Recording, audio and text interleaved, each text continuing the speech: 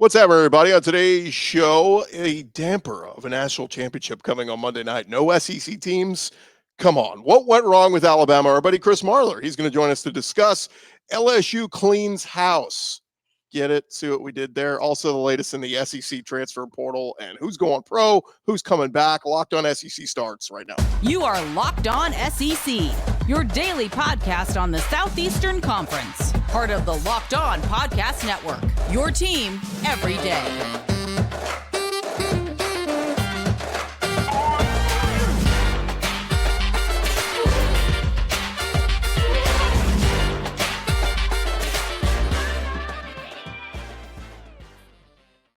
And what's up, everybody? Welcome into Locked On SEC. It's great to have you guys along. This episode is brought to you by the Gametime app.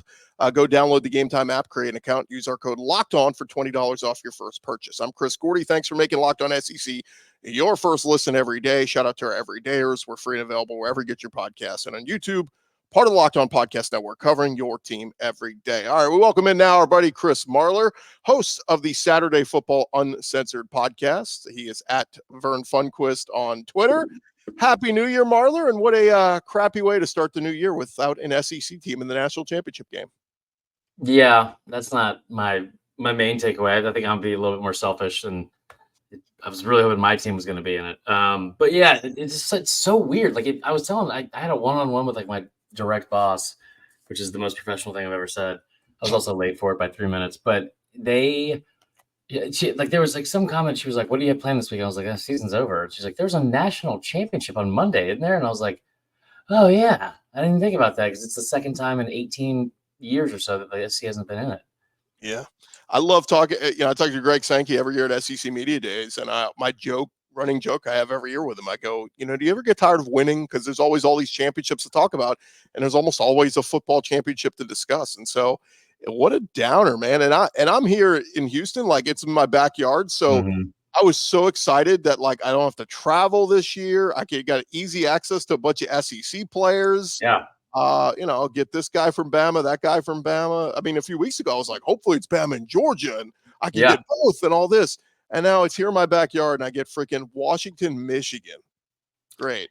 You gotta figure out a way to make lemonade out of that, because it really is like, I will say, and I know we're gonna get into the game, but both those teams are really good and really deserving, and they're 14-0, and like it is, the names next to each other doesn't really do as much for me as some of the other combinations that could have been in the national championship, right? Like Texas, Michigan, even though they play next year, Texas, Bama, all those things. But it is going to be a good game. Maybe is Will Rogers already on the roster? Maybe I can go interview him and get his thoughts on leaving Mississippi State. Will, let's talk about playing for Washington next year.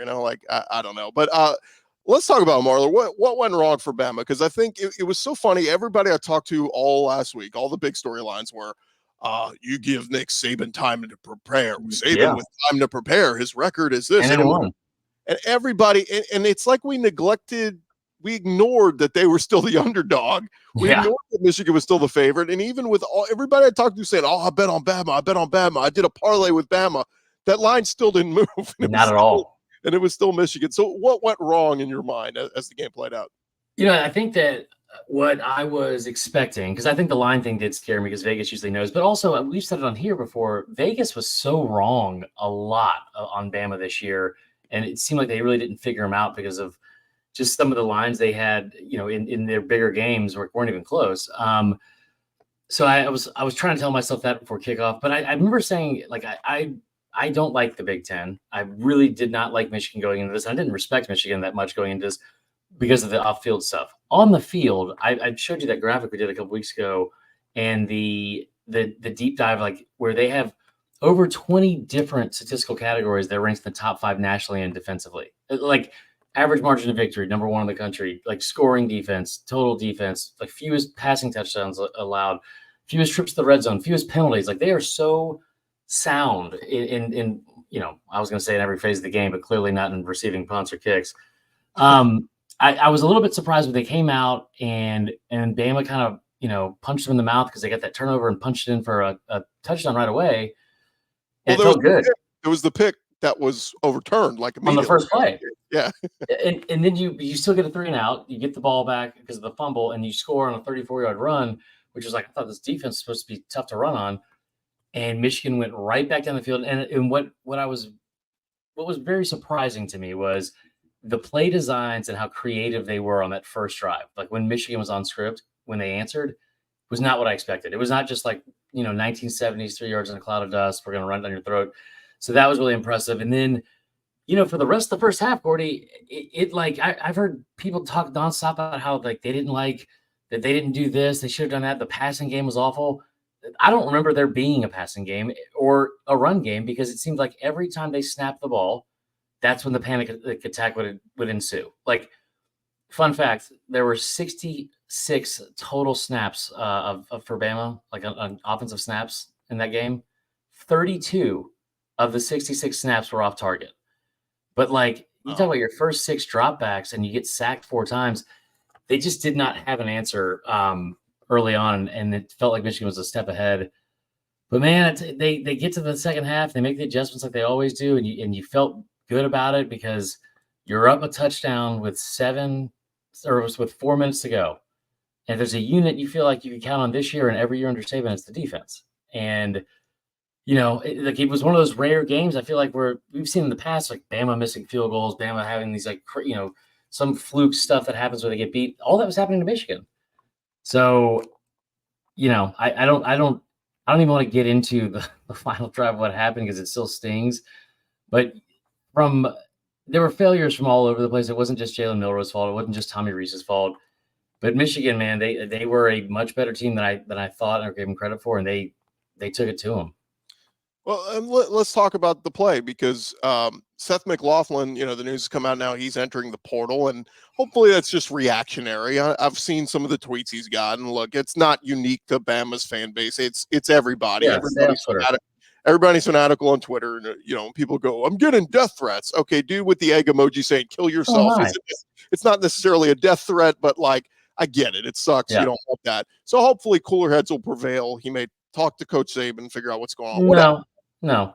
You think he's gone no matter what? They said he's interested in Texas and Oregon. Listen, what you're saying, like, yeah, if it's based off of that, and if you feel like you're in a toxic, uncomfortable place, like with that fan base, that's totally fine. Like I fully respect that. Do what's best for you. But I think that I don't think that's the sole reason. I think that it's kind of like. I think it's like a mental block. It's like what's that phrase? It's like if Buckner was like walking back into Fenway, it's like you have this like thing in your head now that Tyler Buckner. That would be even worse. But it was for a lacrosse meet. Yeah, I've had the yips playing baseball like when I was like a sophomore in college, and it was very frustrating, and it lasted for like a month, but it was like just for batting practice. I couldn't do it. Couldn't physically do it. So I get it. It's like a mental block you can't get over, and it sucks. But dude, need you. It's a team sport. You cannot sit here and get in the biggest moment of the year and do the most basic thing to start the play. Like if you're on Top Chef and you couldn't physically turn the oven on to start the process, like that's what this was. I think the offensive line looked bad for most of the game. But it was stuff that I said all year, man. Like I was very critical. I think people thought of this team because they were great. They won 12 games. They overcame a lot of their own flaws, but they were not an elite team because they just didn't do things consistently that elite teams do. Were you okay with the play call? I mean, outside the low snap, I mean, because I thought from the 3, it's going to be hard for like from the 1.5, Milroe's getting in, but from the 3, I just felt like was a little far back for that. I didn't mind the play call at all. I think the way that it played out, the reaction I think from fans was obviously worse, especially since it didn't work. One, I love the fact that they gave him the ball, like with whether it was a design run, an RPO, if it was a swing pass, because I've heard all 3 stories. He deserves it, and he's earned the right to have the ball in his hands in the last play of the game. And I think that he's just pulled off miracle after miracle and big play after big play throughout most of the season. And I know this wasn't his best game at all, but like down on the 3-yard line, with a kid that has just overcome, it seems like, every single bit of doubt and adversity. I like the chances of getting in, but when you have, yet another 5-star future first rounder that can't block anyone off the edge and it goes directly into your quarterback, blows up the play, it sucked. It was a terrible way to lose. I think instead of criticizing McLaughlin too and some of these other guys, Eric Walford needs to be the guy that gets the heat. He's the Alabama offensive line coach that throughout this season just did, I think maybe it was fool's gold. There was a stretch where, they're playing well. Mm-hmm. Maybe you weren't facing the best defenses, but when you faced really good defenses, I mean, I guess he did a good job. They did a good job overall in the SEC title game, but it was one of those things that just kept coming up all year long, like the offensive line issues. Corey, they gave up 49 sacks. Yeah. It was 129th in the country. And I feel like that 2021 team, that was one of the main problems they had. They gave 7 sacks against Auburn, and they were, they were obviously also very flawed. But this was way worse. And I think that what made it suck more was that you already fired your offensive line coach from a year ago. You bring in a new guy supposed to turn this whole thing around, and you heard it all off season. You had the biggest offensive line ever. Joyless murder ball. It wasn't any of that. It was just joyless. Last thing on this topic, and we'll move on to something else. There were rumblings about Saban, perhaps, if he wins it all, he could retire. I saw Terry and Arnold was on 3-man front this week. He said, Coach Saban ain't going anywhere. 15th in all-time wins, 7 national championships. I mean, in your opinion, how much longer does he go? I feel like it's safe to tell you this. Like, there was a legitimate plan in place last year that if they won, he was done. Like, I think that's like very, I think it's starting to like leak out and all that kind of stuff. And obviously it didn't, and I don't think he wants to leave on a bad note for one, but I also think it's way less to do with, does he want to end on top or does he want to end like, with a sour taste in his mouth? I think what he wants to do is he prefers to end on top, but he also is not going to leave Bama high and dry and make sure the program's in a good enough spot. So when he does leave, I feel like it's not going to be like he's announcing in January and then the coaching search is going to start. How many more years does he have? I think from people close to the program, everything I heard was this season, since he had to get back to like his coaching roots and what he enjoys doing the most, kind of rejuvenated him. But, we'll see if that lasts for 2 years. Because, well, what's crazy is what's been the big mantra is that every, player that's come there within 4 years, they've played for or won a championship. The last one was COVID year 2020. So now you got 21, 22, 23. It's got to win it next year or that. Well, I mean, they haven't. This is the longest drought. It's the first time they haven't won one within 3 years of each other since he's been there. Also, think about what I'm saying there, Gordy. That's one of the most ridiculous things. Like the whole idea that like this thing has fallen off a cliff because they haven't won one since the COVID year. Like they played for one the next year. Last year, those 2 losses by whatever points. I think they'll be fine, but it's not going to get any easier just the way that the game is, and also bringing in all the Texas and Oklahoma. Yeah, it's fun to kick around, and hey, pressure on Brian Kelly now because Coach O, Les Miles, Saban, they all won in either their 3rd or 4th year at LSU. You got to have an affair for sure. We'll talk about some happenings over there at LSU here in just a second. Chris Marler on Locked On SEC. But first, I want to remind you guys about our friends over at the Gametime app. Look, you shouldn't have to worry when you buy tickets to your next big sporting event. Gametime is the fastest and easiest way for you to buy tickets to all your favorite sporting events. They got killer last-minute deals, the all-in prices, the views from your sweet seat. Don't you want to see what it's going to look like where you're sitting in the stadium when you go to the game? You could see it all before you buy, all-in prices. Buy tickets in seconds in just 2 taps. Take the guesswork out of buying tickets with the Gametime app. Download Gametime today, create an account, and use our code LOCKEDON. That's LOCKEDON. Get $20 off your first purchase. Terms apply. Again, create an account and redeem our code LOCKEDON for $20 off. Download the Gametime app today. Last-minute tickets, lowest price, guaranteed. And we jump back into it with our buddy Chris Marler. And Marler, we talked a little bit about Alabama and, of course, the SEC getting ousted and not playing for a championship. We'll talk a little bit about some of the bowl season storylines here in a second. But first, the big news out of LSU on Wednesday. Brian Kelly cleaning house on their defense. Not a surprise. It was needed.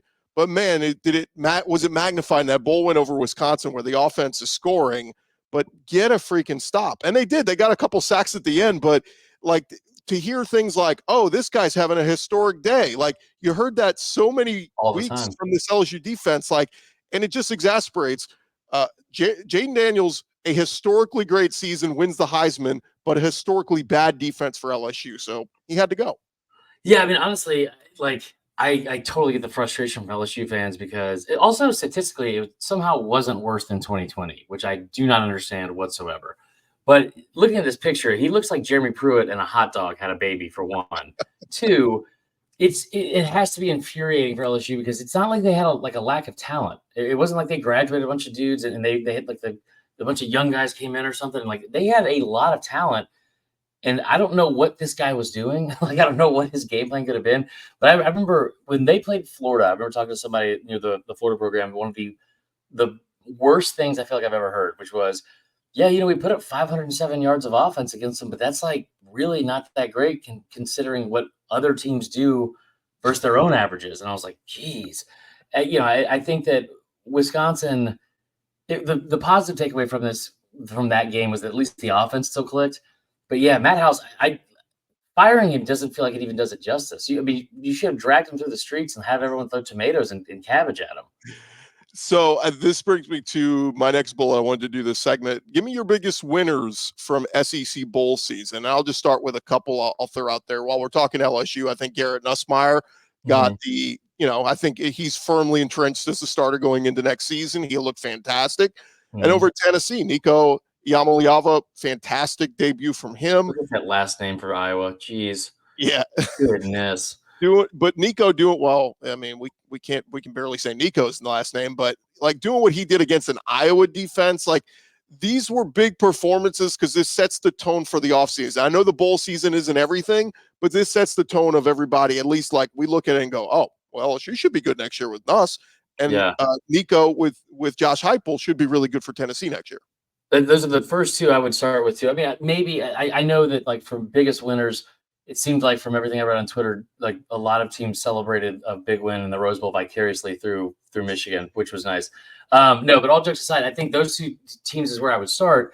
It was really interesting to see like the narrative of the SEC all year, which was it's a down year, right? It's a down year. Then you in bowl season, you play a bunch of ranked teams, and you could talk about opt-outs and portal or whatever, but like they looked great in those ranked versus ranked matchups. I know Michigan beat Bama, but Mizzou taking Ohio State scored the fewest points they've had in 7 years. And then you talk about Wisconsin and LSU. Wisconsin had a top 20 scoring defense. They gave the most points and yards that they've given up to anyone all season. The Big Ten specifically came in with 4 top 5 total defenses and the top 4 scoring defenses in the country. And SEC teams lit them up. And I think the thing that was coolest about it was, as much as bowl games are meaningless, right? And you're going to have all these people that are going to sit out for them.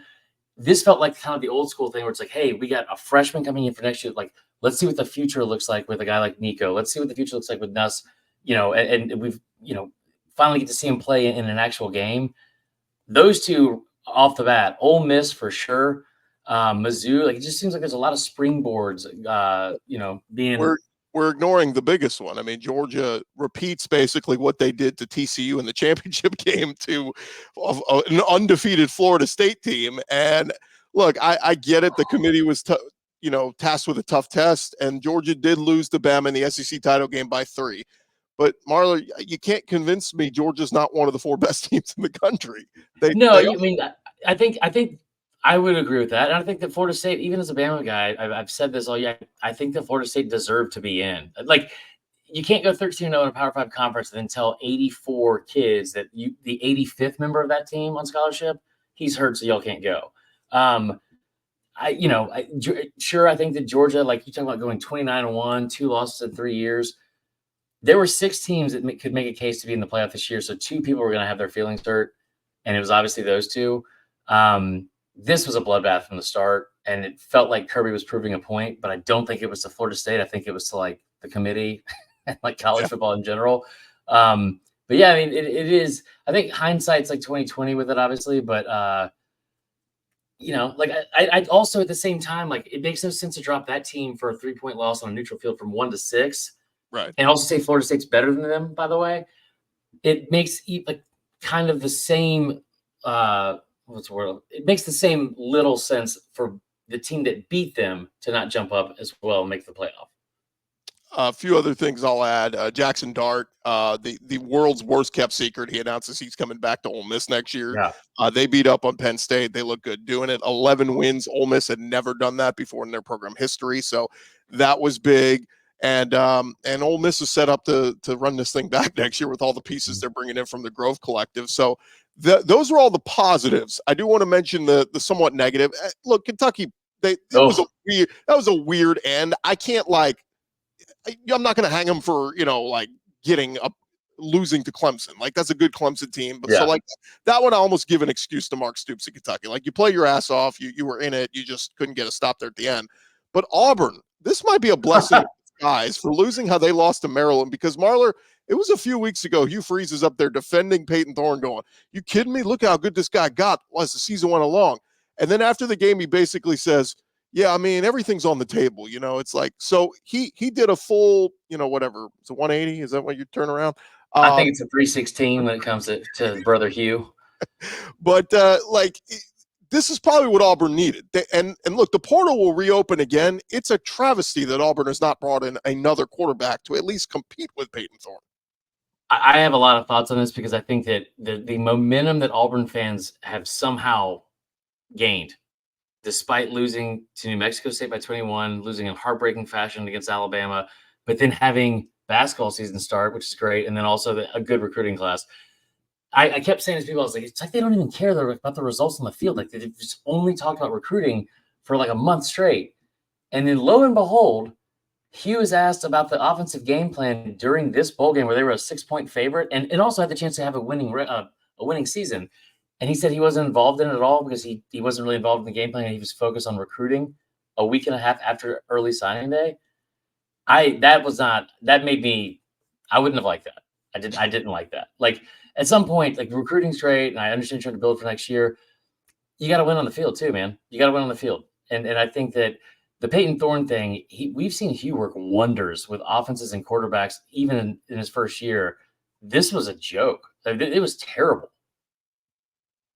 Yeah, it was ugly, but that might be what Auburn needed to go into this offseason and change their perspective and their mindset and turn this thing around next year, because I like Walker White. I don't think he's ready to play next year. So they got to have somebody. And look, Peyton Thorne was just one of my biggest disappointments of the year in terms of guys who came in through the transfer portal. So one more segment with Chris Marler. I want to hit on some of the names going pro and all that kind of stuff. We'll discuss that next here on Locked On SEC.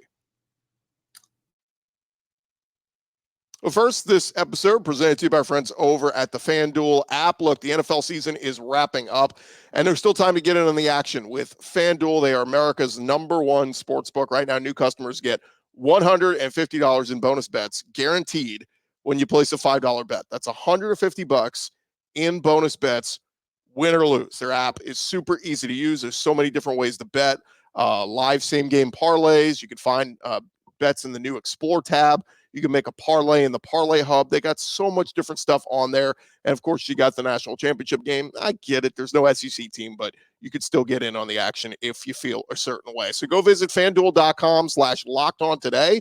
Make your first bet a layup. FanDuel, they are the official partner of the NFL, but they got just about every sport up there for you. Check them out, FanDuel.com/LockedOn.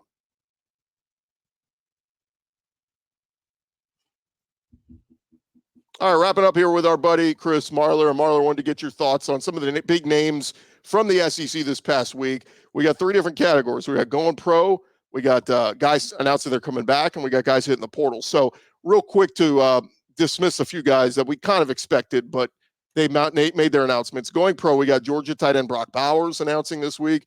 Georgia center Cedric Van Pran, who I think had been there for like 18 years. Yeah. LSU wide receiver Brian Thomas Jr., no surprise there. He's expected, back into the first round. And Tennessee DB Gabe Judy Lawley. So no big surprises there. Obviously, we've heard a lot of guys in the last 2 weeks from the SEC announce they're going pro. But anybody you think, Brock Bowers is probably the biggest name that we'll miss just from the excitement he brought to college football. Yeah, I think that Van Pran also could be a first rounder, but Bowers, the career he had and what he was able to do it's kind of effortlessly, right? Like it just like everything he did just seemed just very, very not difficult for him physically. And then, Dallas Turner left in maybe the most awkward way possible. Yeah. He said that was like the first question. So that was fun. I'm trying to think, like the only one that really stands out, I know it's not an SEC person, but the Cam Ward thing I thought was very interesting because that was a domino that had to fall for all these other QBs. And I was kind of shocked that he decided to go to the NFL. But yeah, I mean, like I'm trying to think of who else would have left. I know there's a lot of players in the portal for all these teams, but from a early exit standpoint, Terry Arnold's probably going to be a guy that leaves as well. Your boy Makai Wingo, he's leaving. So yeah. Real quick, I was just looking at a mock draft. All going in the top 10 of this mock draft, I saw Jaden Daniels from LSU, Malik Neighbors from LSU, Dallas Turner from Alabama, and Brock Bowers from Georgia. So, I mean, like, talk about SEC star power. There's going to be a ton of SEC guys once again in the first round this year. It's going to be awesome.